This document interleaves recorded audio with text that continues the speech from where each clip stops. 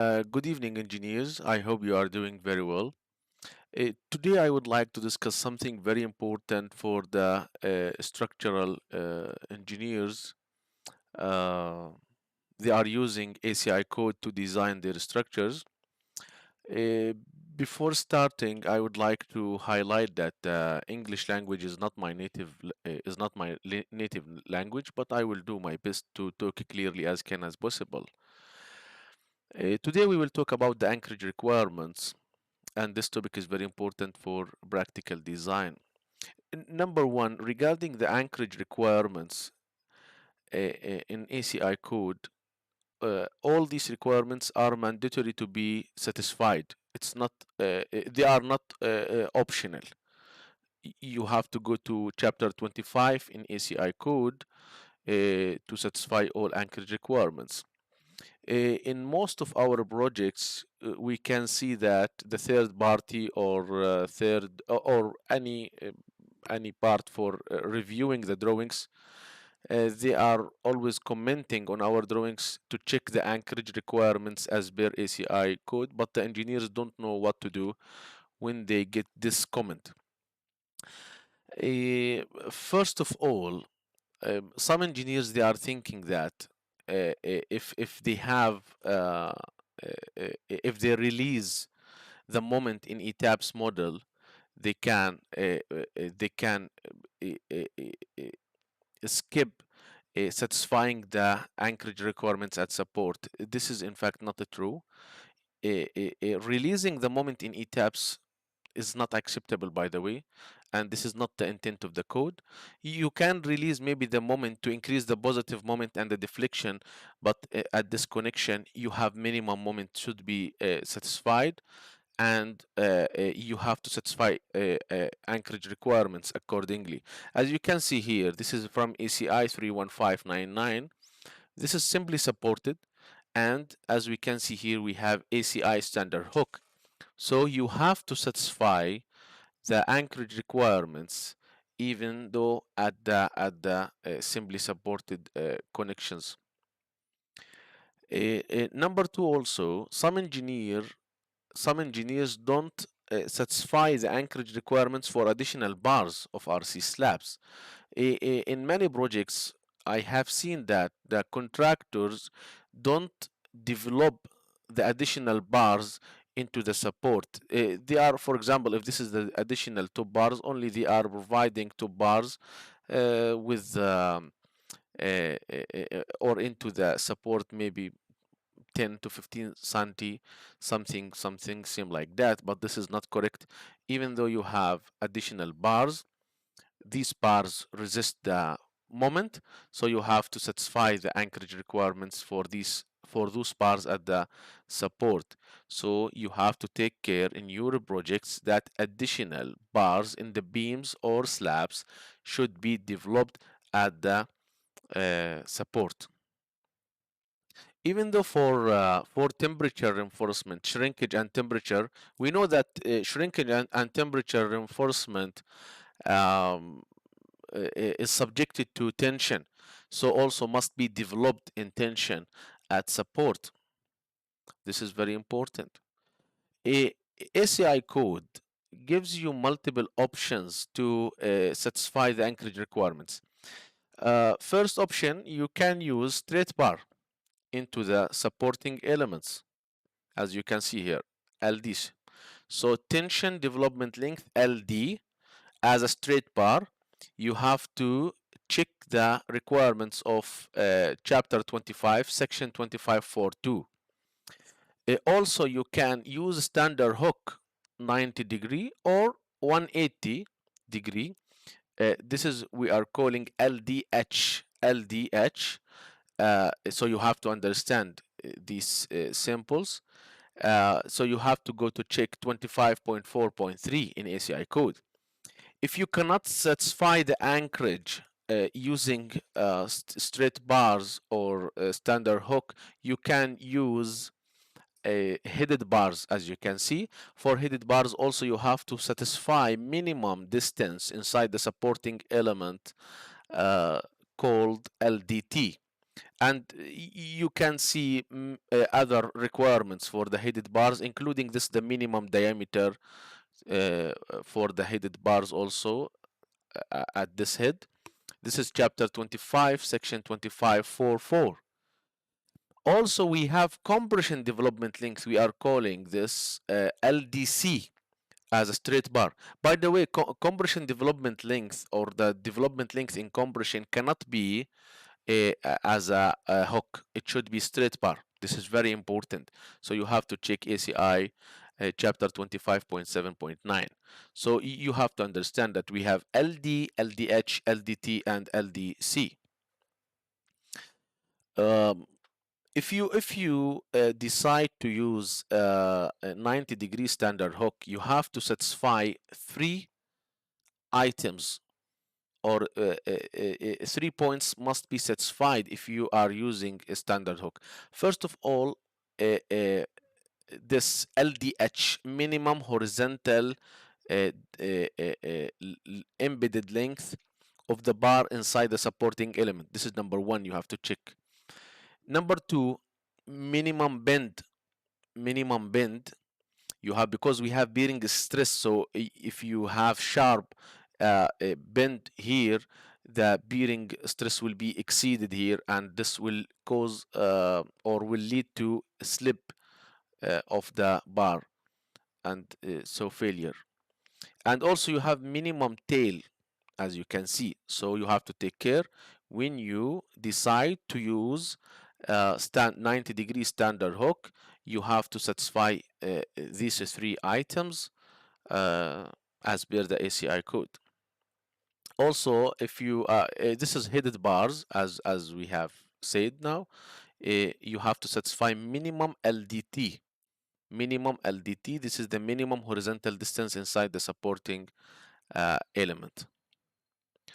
Okay, so if you would like to use straight development length, and as per the ACI code, you can see this equation to calculate the minimum straight length.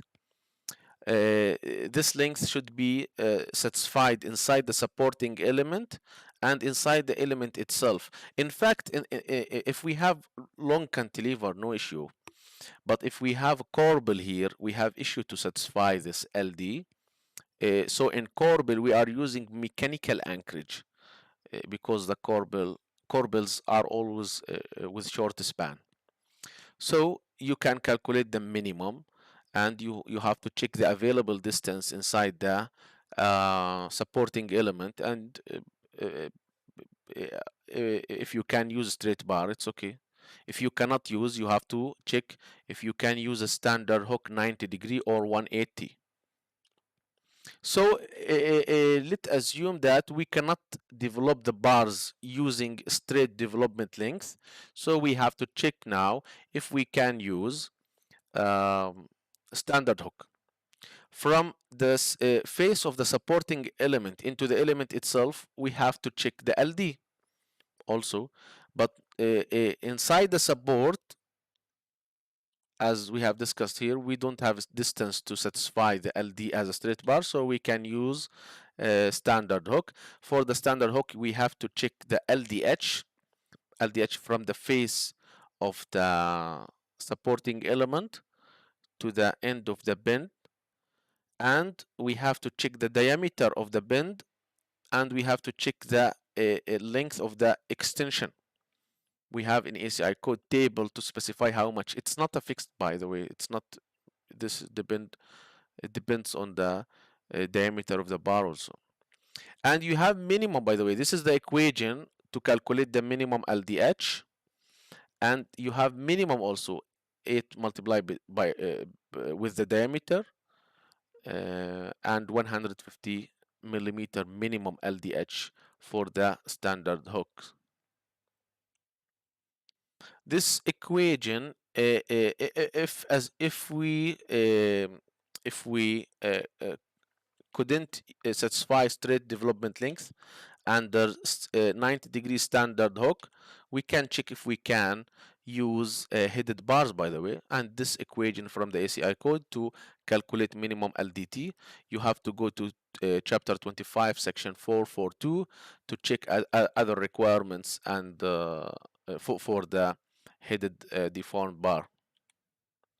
Okay, normally we are using straight bars or 90-degree. Okay, here we have to check also the development length of deformed bars in compression. Also, if you have a column supported by a footing, for example, you have to check if the depth of the footing is enough to develop the bars in compression. By the way, compression should be or must be straight bars. You cannot calculate all this portion as a LDC or as a compression length. No, this can be calculated as a tension length, but as a compression length, we will take only straight bar portion, and we have to calculate the LDC from this equation. This is the minimum value for the compression length, and we have to check the depth of the footing. So when you select the depth of the footing, you have to know that the depth will be governed by the anchorage requirements, not by bunching. So when you select the depth of the footing, you have to check the bunching, if the depth is enough to resist the two-way shear, and you have to check if the depth is enough to develop the bars in compression. So if the column is subjected also to moment, you have to check both, one time for compression and one time for tension. But for tension, you can take this additional tail length as we have discussed here, that you have minimum. By the way, in the footing, always engineers, they are asking me how much we have to extend this. You have to satisfy first the minimum tail length as per the ACI code, but I prefer also to extend the bars to cover two spacing. If we assume that here we have 15 centi, 15 centi, I prefer also to extend this as a 30. But you have to know that increasing the tail length, if you increase this length for the standard hook, this will not increase the capacity of the standard hook. Why I am saying that? In some standards and in some codes, but not the ACI, they are calculating all this as a LD.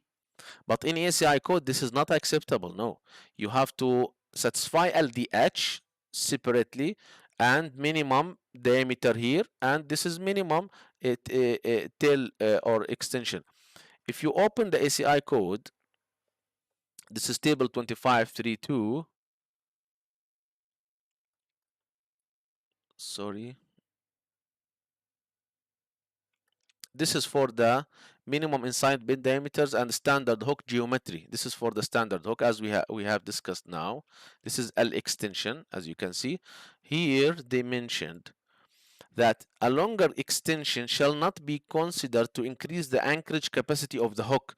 So some people, what they are thinking that if, for example, the development length LD is, for example, 1 meter, they are calculating all this. No, if you are using standard hook and you are using this equation to find the LDH, this is only LDH. I cannot consider the extension length or tail length as a part of the LDH. They must be checked separately. Okay, and here we have said that the development length in compression should be as a straight bars. These two tables can be used in ACI code if you are using standard hook or if you are using straight bars. As you can see, this equation can be used to find the LDH, and here we have multiple factors. These factors can be determined using table 25432. Here I need to highlight that for some engineers, always they are assuming these factors as a 1 1 1 1, and they are calculating the LDH. In fact, this is not correct. If you need to use these factors as a 1, you have to satisfy the requirements. For example, confining reinforcement factor can be 1 or 1.6. You can imagine that 1.6 will increase the LDH by 60% more. So that if you would like to use 1, or this value, if you would like to assume this value 1, you have to satisfy the condition mentioned in this table. For example, epoxy, if your bars uncoated, you can use 1 for epoxy factor. If it's coated, you have to use 1.2. For normal weight concrete, this factor should be 1. For example, location. This is location for the bar. This is very important, by the way. I will give hint for the location only. Uh, by the way, some tests have shown that the 90-degree bars performance is much better than 180. I will not talk about this too much now, but I would like to highlight something regarding the, yes, if your the performance of the bars, yes, the performance of the bars, if they are developed inside the cage or inside the main bars of the columns, is totally different that if they are developed outside the cage. So that we have, as you can see here, maybe the anchorage capacity will be reduced to 20% if we don't have enough cover to the outside surface. Otherwise, this cover will spill out under the tension inside this bar. So we have one factor here called location factor. So you cannot use this factor or assume this factor as a 1 without satisfying these requirements. This is very important. This table is for 90-degree standard hook. This table is for straight bar. This table also is for the compression development length. This equation, this for LDC, we have here also many factors. As you can see, this is confining reinforcement. You cannot assume this factor as a 0.75 without satisfying these conditions. Otherwise, you have to assume this 1. Some people always, what they are saying, that if I cannot satisfy the development length for the bars between the beam and the column, I can increase the area of steel and I can multiply the required LDH or LD by area of steel required by provided. They are thinking that if we are increasing the steel, we will decrease the stress, so no need to satisfy the full development length. In fact, this is not permitted for some cases. As you can see, this is from ACI 254-10-2. They states that reducing or the reduction of development length by area of steel required divided by provided is not permitted for the cases A through F. And as you can see, case D for hooked, headed, and mechanically anchored deformed reinforcement. In fact, this occur always. I need to try to draw something. Sometime you have a column and also you have a beam here, and let's assume this, okay, and we have here top bars, sorry, here we have top bars, and this distance from here to here is not enough to satisfy the minimum LDH, as we have said.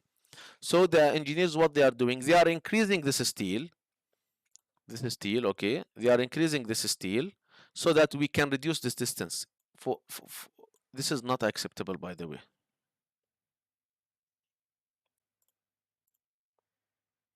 And also in seismic force resisting systems in structures assigned to seismic design category C, D, E, or F, most of our projects are assigned to seismic design category C or D, by the way. So don't depend on this reduction factor. So that when you would like to propose depth for your footing, you have to check if the depth of your footing is enough to develop the bars in compression one time and in tension another time. So you have to check both.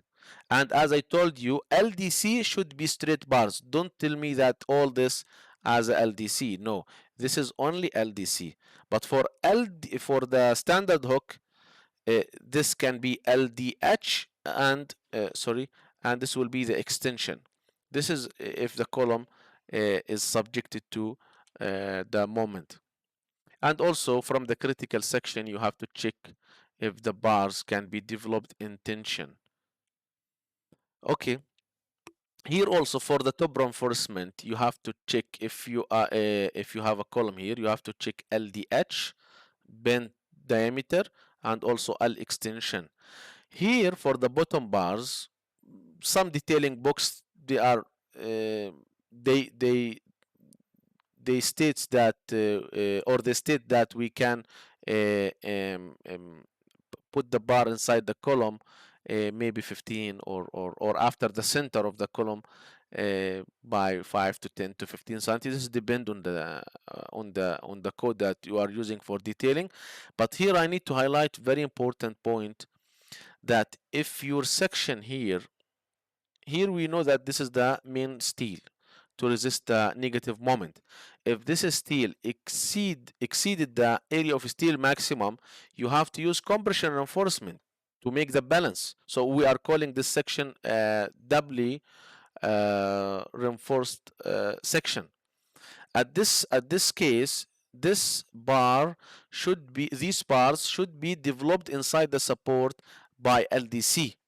So you have to take care about this. If you go also, or I think I have this, yes, here. This is from the ACI. As you can see, from the face of the column, we have to check that or the bars for the bottom bars uh, are developed inside the supporting element by minimum LDC. LDC, this is the minimum compression length. This is in case that this section exceeded the area of steel maximum and you need the bottom bars to balance the section and to make sure that the section is tensioned controlled failure. Also, for the column bars should be developed in compression and in tension for inside the beam.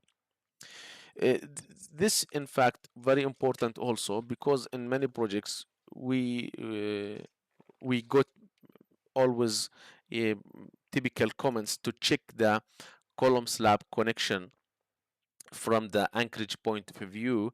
So at this case, if you have very large diameter for the columns, you have to make sure that the slab thickness is enough to satisfy the development length in tension and in compression. In fact, in compression is very tough, and maybe you need to use drop panel here to um, to satisfy the compression development length. So people always they are using 20 centi slab.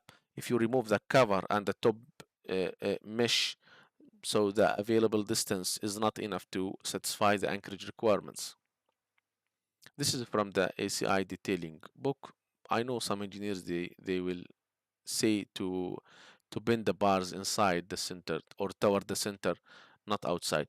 This also if you have a planted columns on a beams, especially for hidden beams, sometimes especially in Saudi Arabia they are using hidden beams. So if you have a planted column, you have to check that the bars of your planted column can be developed in compression and in tension within inside the depth of the supporting slab or supporting beams. This is very important also. For example, if some engineers they are calculating the LDH to use a standard hook. For example, let's say they find the calculated value is um, 400 millimeter. So they are saying that, okay, this column is 500 and LDH is 400, so it's okay. In fact, it's not okay because it's not calculated something same like that. No, this column width is 500. If you remove the cover and the ties diameter and the longitudinal bar diameter, and let's assume that you have two layers of reinforcement, so you have gap here 25 millimeter and here 25 millimeter. This is the minimum spacing between the bars to avoid segregation for the concrete. You will find that you have only for the inner layer, you have to check the inner, because if you satisfy the inner layer, outer layers will be satisfied automatically if they are the same diameter. So here we have only 368 millimeter. So your LDH, if the LDH or the horizontal length for the standard hook as per the ACI is 400, you have to increase the width of the column or you have to decrease the diameter, and you have to take care. Here I measured the development length from the face of the column, but for joint type 2 seismic joint, we are assuming that the cover uh, the cover will spill down under the seismic or reversal loads, so the 368 will be measured from the inner steel of the columns. This is very important. We are calling this type 1 and type 2. As you can see here, this is type 2 joint. From the inner reinforcement, the critical section will be from the inner reinforcement.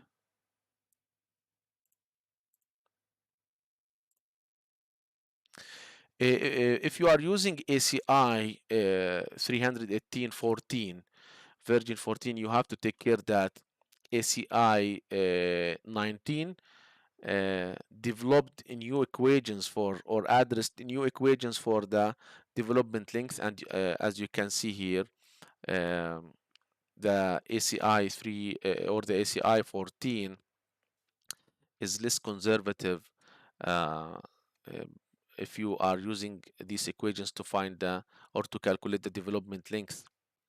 So don't use the ACI 318-14. We have major changes in development length equations and shear equations. We will try to discuss one practical case for transfer beam, how we check the development length from different aspects. This is from the foundation, for the column inside the beam, for the blanted column inside the transfer beam, and how we increase the confinement to decrease the required LDH. As you can see, the code, the ACI code, permits to decrease the LDH to 0.7 5 LDH, but you have to use a special type of confinement. We will try to talk about this later. I hope that is useful for the engineers, and we will talk later about this topic. Thank you very much.